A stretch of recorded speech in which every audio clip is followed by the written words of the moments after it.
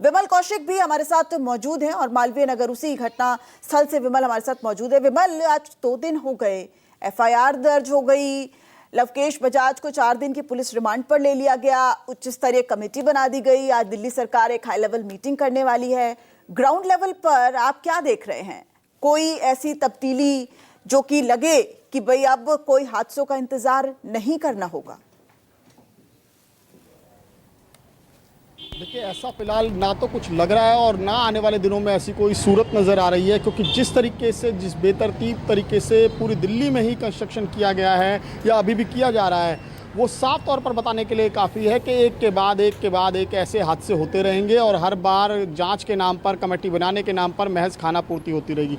और अगर इसी मामले की बात करें तो साल 2024 में इसी होटल का, इसी गेस्ट हाउस का लाइसेंस रिन्यू किया गया था, जो साल 2027 तक वैलिड था। बाकायदा उसमें मेंशन्ड है कि इस जगह पर 6 कमरे बने हुए हैं। ये अपने आप में हास्यास्पद लगता है कि कोई देखकर भी कह सकता है कि उस इमारत में क्या कुछ था, कितने कमरे बने हुए थे। 4 मंजिला इमारत है और उसके नाम पर जो लाइसेंस रिन्यू किया जाता है टूरिज्म डिपार्टमेंट की तरफ से, उसमें साफ तौर पर लिखा है कि 6 कमरे बने हुए हैं। तो आप इससे अंदाज़ा लगाइए कि केवल यही इमारत थोड़ी है, इसके बगल में ही अगर हम बात करें, इसी पूरे इलाके में ही आसपास की 4-5 इमारतें हैं, जिसमें से 2 तो खुद लवकेश बजाज की हैं, जिसमें इसी तरीके से कंस्ट्रक्शन किया गया। फ्रंट जो है वो पूरा तरीके से कवर कर दिया गया है, ना कोई बालकनी है, ना कहीं विंडो है, सब जगह टफ एंड ग्लास लगे हुए हैं। जो कॉरिडोर है वो बहुत सकरा है, 2.5 से 3 फीट का कॉरिडोर है। एक के साथ 2 लोग एक साथ इकट्ठे निकल भी नहीं सकते। सामान पता नहीं किस तरह से लोग ले जाते होंगे।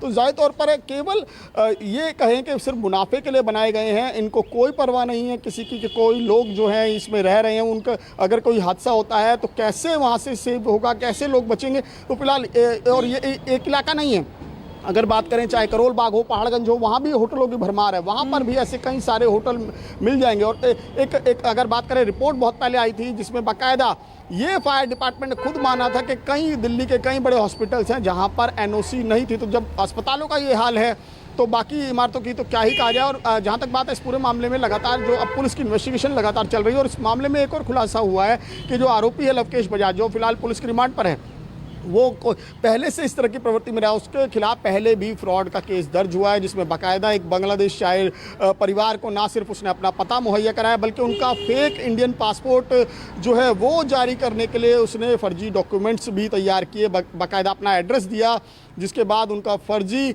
जो है वो इंडियन पासपोर्ट बना। इस मामले में पुलिस ने एफआईआर दर्ज की थी। बाकायदा साल 2025 में लवकेश बजाज की गिरफ्तारी हुई थी और उसे 15 दिन जेल भी रहना पड़ा था। और अब इस पुराने मामले की परतें खुली हैं तो तब पता चला है कि ये तो पहले से इस तरह के फ्रॉड करता रहा है। तो ज़ाहिर तौर पर इस मामले में भी जिस तरीके से उसने नाम लिया जय मिश्रा का, क्योंकि जो लाइसेंस सामने आया है जिसकी वैलिडिटी 2027 तक है, उसमें जय मिश्रा का ही नाम मेंशन है। और जो जय मिश्रा फिलहाल पुलिस की गिरफ्त से दूर है। इसके अलावा पुलिस एक राकेश नाम के शख्स की भी तलाश कर रही है।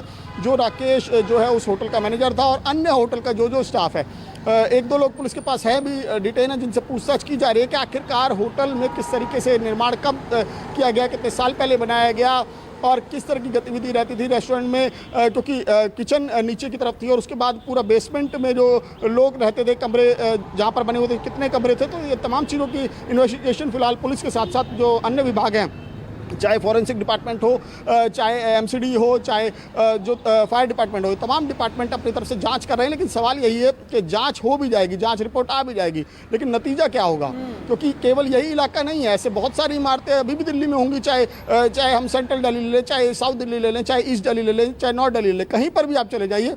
खासकर नॉर्थ दिल्ली में ऐसे बहुत सारे इलाके हैं जहाँ बहुत सकरे रास्ते हैं, बहुत पतली सड़कें हैं, वहाँ पर इसी तरीके की कई गेस्ट हाउस बने हुए हैं जो बहुत छोटी जगहों पर उन्होंने ज़्यादा से ज़्यादा निर्माण कर लिया। तो ऐसे में एक बड़ी मुहिम चलाने की ज़रूरत है और बड़ी मुहिम के साथ साथ उस पर कार्रवाई करने की भी ज़रूरत है। जी बिल्कुल। और लगातार हम अपने दर्शकों को ग्राफिक्स के जरिए ये भी दिखा रहे हैं कि किस तरीके से जो अग्निकांड हैं वो पिछले कई सालों से हो रहे हैं। अनाज मंडी फैक्ट्री अग्निकांड, करोल बाग अग्निकांड, 17 मौतें हुई, कई लोग घायल हो गए। 2019 की ये घटना है और लगातार ये जो घटना है अब इनका आंकड़ा बढ़ता नजर आ रहा है। विमल, जो मैनेजर हैं जय मिश्रा, उनके लिए भी लगातार जो पुलिस है वो छापेमारी कर रही थी, क्या कोई लीड मिली है? और सबसे बड़ी बात, जो एक खुलासा भी सामने आ रहा है, जो फायर सर्विसेज हैं उसमें भी ऐसा लग रहा है कि लोगों की कमी है और फायर स्टेशंस जो हैं वो भी पूरी तरह से एक्टिव नहीं है। ठीक है, इन तमाम सवालों पर भी जवाब लेंगे, लेकिन आपका बहुत शुक्रिया विमल इस पूरी जानकारी के लिए।